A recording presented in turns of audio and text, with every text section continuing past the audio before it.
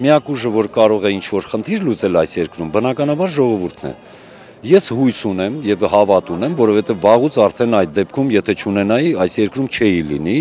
հույսս կտրելու դեպքում, որ այնուամենայնիվ ժողովուրդը այո, միասնական, բռնցքված, ավազակներին կքշի այս երկրից եւ կստանա բավականին դժվար խնդիրներով, բայց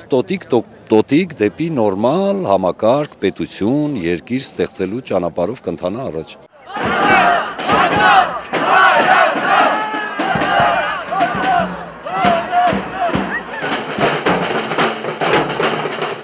Ես կարծում եմ հաջորդ քայլը հիմա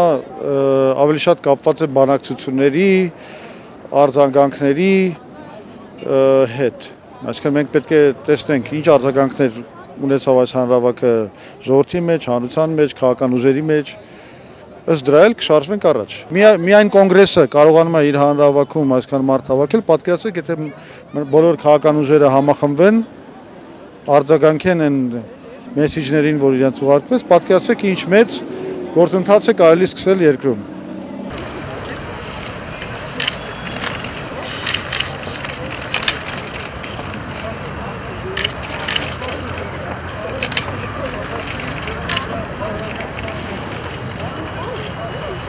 Մենք ունենալու ենք այդ օրը, որ մարտի 1-ը բացահայտված է լինելու։ Մարտի 1-ի, այսպես ասեմ, ցավը փակվելու է այն ժամանակ, երբ որ մենք կարողանանք երկրում արմատական փոփոխություններ իրականացնել եւ կարողանանք մարտի 1-ը բացահայտենք։